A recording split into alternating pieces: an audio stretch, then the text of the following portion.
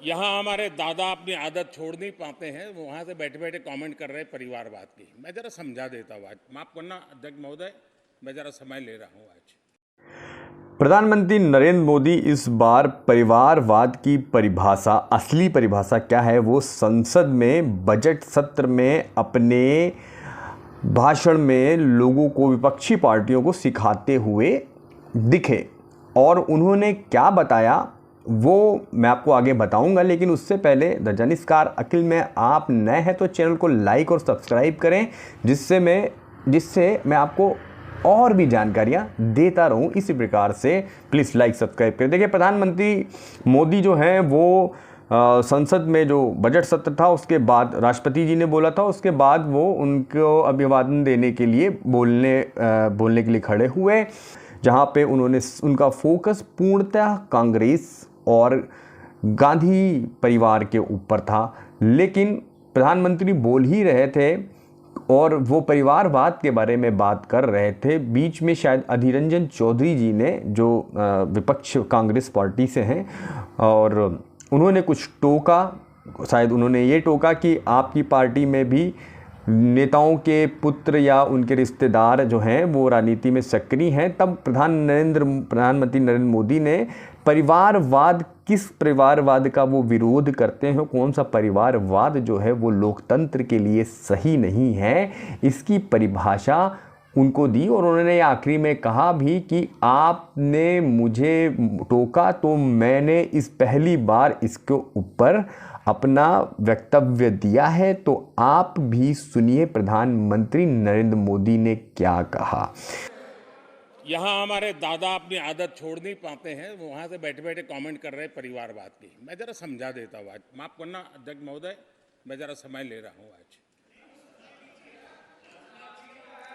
हम किस परिवारवाद की चर्चा करते हैं? अगर किसी परिवार में अपने बलबूते पर जन समर्थन से एक से अधिक अनेक लोग अगर राजनीतिक क्षेत्र में भी प्रगति करते हैं, उसको हमने कभी परिवारवाद नहीं कहा है। हम परिवारवाद की चर्चा वो करते हैं जो पार्टी परिवार चलाता है, जो पार्टी परिवार के लोगों को प्राथमिकता देती है, जो पार्टी के सारे निर्णय परिवार के लोग ही करते हैं, वो परिवारवाद है। न राजनाथ जी की कोई पॉलिटिकल पार्टी है, न अमित शाह की कोई पॉलिटिकल पार्टी है। और इसलिए जहां एक परिवार को पार्टियां लिखी जाती हैं, वो लोकतंत्र में उचित नहीं है। लोकतंत्र में एक परिवार के 10 लोग राजनीति में आए, कुछ बुरा नहीं है।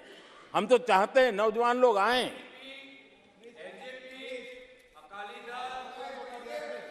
हम भी चाहते हैं ये इसकी चर्चा करिए। हमारे साथ, आपके साथ मेरा विषय नहीं है। देश के लोकतंत्र के लिए परिवारवादी राजनीति, पारिवारिक पार्टियों की राजनीति, ये हम सबकी चिंता का विषय होना चाहिए। और इसलिए मैं किसी परिवार के 2 लोग अगर प्रगति करते हैं, उसको तो मैं स्वागत करूंगा। 10 लोग प्रगति करें, मैं स्वागत करूंगा। देश में जितनी नई पीढ़ी अच्छे लोग आए, स्वागत योग्य है। सवाल यह है कि परिवार ही पार्टियां चलाती है। पक्का है कि ये अध्यक्ष नहीं होगा तो उसका बेटा होगा, ये नहीं होगा तो उसका बेटा होगा। ये लोकतंत्र का खतरा है। और इसलिए अच्छा हुआ दादा, थैंक यू। ये विषय कभी बोलता नहीं था, आज बोल दिया मैंने। कैसी लगी आपको ये जानकारी? अगर हमारे चैनल पर आप नए हैं तो चैनल को लाइक सब्सक्राइब करें। तब तक के लिए धन्यवाद।